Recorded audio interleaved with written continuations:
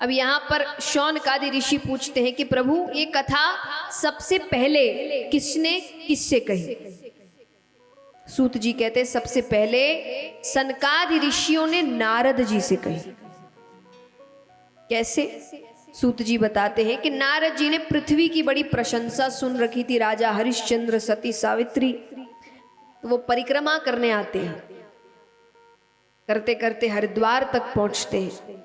वहां उनका मिलना सनकादि ऋषियों से होता है। सनकादि ऋषि कौन है? ये ब्रह्मा जी के 4 मानस पुत्र हुए, सनक, सनंदन, सनत कुमार, सनातन। चारों एक साथ रहते हैं हमेशा, इसलिए इनको सनकादि ऋषि कहते हैं। तो उनसे मिलना होता है। अब वो देख रहे हैं कि नारद जी के चेहरे पर चिंता के भाव है, दुखी है। जो हर वक्त भगवान का नाम लेता है उसको किस बात की चिंता? तो उन्होंने पूछा, तो नारद जी कहते हैं कि मैं पृथ्वी की परिक्रमा करने आया,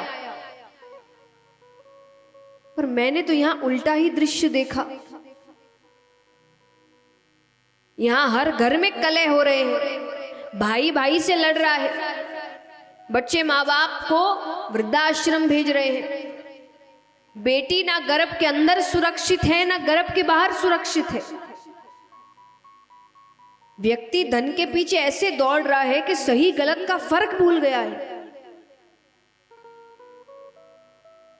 और ये देखते देखते मैं वृंदावन की ओर गया, तो वहां पर यमुना नदी के तट पर एक देवी स्वरूपा स्त्री बैठी है जो बहुत रो रही है। उसके पास नीचे 2 वृद्ध पुरुष लेटे हैं, ऊंची ऊंची सांसें ले रहे हैं। ऊंची ऊंची सांसें माने? ऊंची ऊंची सांसें यानी अंतिम सांसें, कभी भी कुछ भी हो सकता है। और कोई उनकी मदद नहीं कर रहा। सनकादि ऋषियों ने कहा वो कौन थी? नारद जी ने कहा मैं जब उसके पास गया, मैंने उससे पूछा वो कौन है, तो उसका नाम सुनकर मेरा दिल बैठ गया। कौन थी वो? उसने कहा मेरा नाम भक्ति है। कौन है? भक्ति। ये 2 पुरुष कौन है? बोले ये मेरे पुत्र है ज्ञान और वैराग्य। मैंने उससे पूछा कि उसकी ये हालत कैसे हुई, तो उसने बताया कि दक्षिण भारत में मेरा जन्म हुआ। उस वक्त बहुत बड़े बड़े ऋषिगण हुए, संत हुए, जिन्होंने पूरा जीवन भक्ति के प्रचार प्रसार में लगा दिया। इसीलिए दक्षिण भारत में भक्ति का जन्म माना गया है।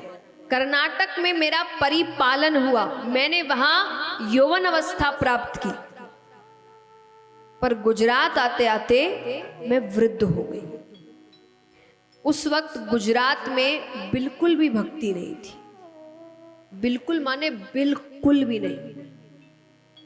यानी वहां परिस्थिति ऐसी थी कि अगर किसी के सर पे टीका लगा भी देख लेते तो सारा काम छोड़कर पहले उसको गांव के बाहर निकालते, ये पूरा गांव खराब कर देगा।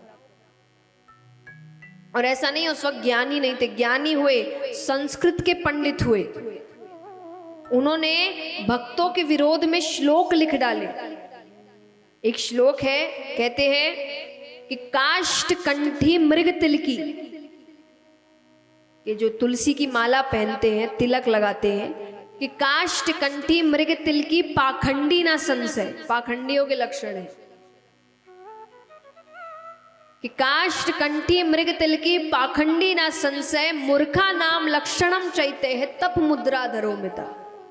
कि जो तुलसी की माला पहनते हैं, तिलक लगाते हैं, तप इत्यादि करते हैं, भगवान का नाम जप करते हैं, ये सब मूर्खों के लक्षण है।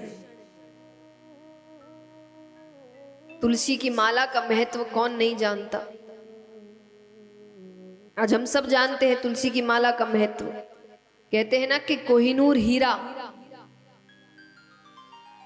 जो किसी ने देखा भी नहीं होगा, उसका भी पूरा हार बना लो तब भी मुक्ति मिलेगी कि नहीं पता नहीं, लेकिन अगर अंत समय में तुलसी का एक भी दल मुख में हुआ तो नरक तो नहीं जाओ।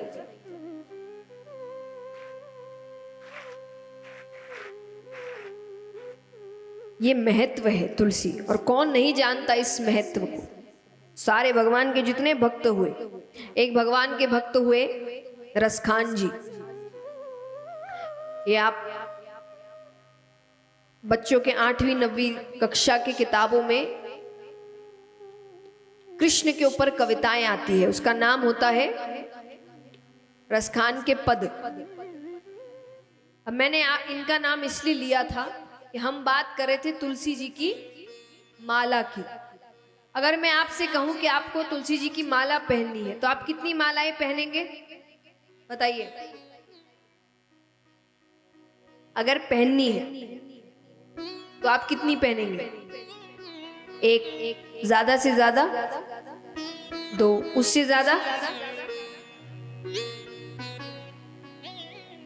बस है ना, समझने बस। तो साधारण सी बात है, एक ज्यादा से ज्यादा, 2 से ज्यादा कोई नहीं पहनना चाहेगा। अरस खान जी अपने गले में 100 मालाएं पहनते थे। कितनी? वो वृंदावन रहने आ गए थे, तो वहां के जो ब्रजवासी थे वो पूछते थे कि माला तो हम भी पहनते हैं, आप इतनी क्यों पहनते हैं? तो वो बहुत सुंदर जवाब देते थे। वो कहते थे कि तुम्हारा जन्म कहाँ हुआ? वो कहते ब्रज में। बोले मेरा नहीं हुआ। तो बोले अच्छा छोड़ो, तुम कृष्ण को कब से जानते हो? बोले बचपन से। बोले मैं नहीं जानता था। तब देखिए, कहते ना कि आप भक्ति करते जाते समय भी तो मायने रखता है। तो वो कह रहे कि तुम कब से भक्ति कर रहे हो, तुम पर कितनी कृपा हो चुकी होगी, पर मुझे कृपा उतनी ही चाहिए जितनी तुम पर है। भले ही मैं यहाँ पैदा नहीं हुआ, भले ही मैं कृष्ण को बचपन से नहीं जानता, तो वो कैसे मिले? तो बोले वो ऐसे मिले कि जो काम तुम एक बार करोगे मैं 100 बार करूंगा, क्योंकि कृपा मुझे उतनी ही चाहिए जितनी तुम सब पर है। तो इसीलिए अगर कोई एक माला पहनता था तो 100 मालाएं पहनते थे। इतना उनको भगवान की कृपा चाहिए थी। तो ये महिमा है। तो नारद जी कहते हैं कि उसने मुझे बताया ये सब। अब वो कहे, भक्ति ने कहा कि गुजरात आते आते मैं वृद्ध हो गई, पर वृंदावन आकर मैंने तो अपनी यौवन अवस्था प्राप्त कर ली, लेकिन मेरे जो पुत्र है ज्ञान और वैराग्य ये अभी भी वृद्ध है। तो सनकादि ऋषियों ने कहा तो आपने उनके लिए कुछ किया नहीं? बोले मैंने किया, मैंने कई वेद उपनिषद शास्त्र सबके श्लोक पढ़े, पर जब तक पढ़ता तब तक तो वो थोड़े चेतन अवस्था में रहते, मैं जैसे ही चुप हो जाता वो वापस बेहोश हो जाते। मुझे समझ नहीं आ रहा मैं क्या करूं।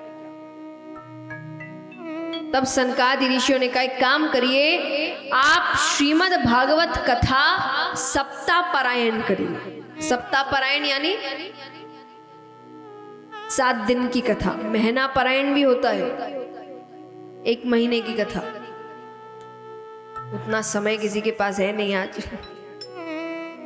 तो उन्होंने कहा, उस वक्त भी उन्होंने यही कहा कि आप सप्ताह पारायण करिए। नारद जी ने कहा, अब जब सुझाव दिया है कर भी आप ही दीजिए। तब सनकादि ऋषि वहां पर श्रीमद् भागवत कथा सप्ताह पारायण करते हैं। और 7वें दिन वहां पर परम पिता परमेश्वर भगवान विष्णु प्रकट होते हैं, ज्ञान और वैराग्य को उनकी यौवन अवस्था देते हैं। अब विष्णु भगवान भक्ति से कहते हैं कि क्या वरदान चाहती हो मांगो। उसने कहा वरदान नहीं, एक वचन चाहिए। कैसा वचन? भक्ति कहती है अच्छा वचन से पहले एक प्रश्न आपसे। कलयुग में भगवान को प्राप्त करने के 2 रास्ते हैं, ज्ञान और भक्ति। तो हरि नाम सत्संगी भक्ति के अंदर आता है। ज्ञान है या वेद उपनिषद शास्त्र पुराणों के ज्ञाता बनिए, ये ज्ञान हुआ। तो 2 रास्ते हैं, ज्ञान और भक्ति। सबसे ज्यादा सरल कौन सा है? ये हमको लगता है भक्ति है नहीं सरल, क्योंकि भक्ति का मतलब सबको लग रहा है भजन कीर्तन कर लिया हो गई भक्ति। नहीं, भक्ति माने पूर्ण समर्पण, और ये समर्पण आना बहुत मुश्किल है। जैसा मैंने कहा कि हमारा एक काम ना हो तो हमारा विश्वास डगमगाने लग जाता है। इसको भक्ति नहीं कहते। भक्ति का अर्थ अच्छा है बुरा है मायने नहीं रखता, मेरा भरोसा उस पर है। मैं एक बहुत सुंदर बात कहती हूं कि कैसे समझे कि आप भक्त बन रहे हैं। कहते हैं कि अगर दुख में भी सुखी रहने लग जाओ, यदि तुम दुख में भी सुखी रहने लग जाओ, समझ लेना भक्त बन गए। क्योंकि वो उस वक्त भी दुखी नहीं होगा, क्योंकि उसको पता है कि वो जो कर रहा है मेरे भले के लिए कर रहा है, शायद अभी मेरे लिए यही सही है।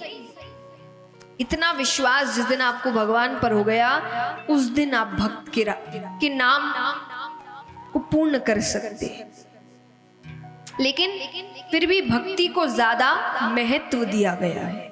क्यों दिया गया है? कारण है। जैसे आप बड़ी बड़ी पढ़ाइयाँ करते हैं, जैसे MBA है, इंजीनियरिंग है, तो इनके लिए दो तरीके की कॉलेज होती है।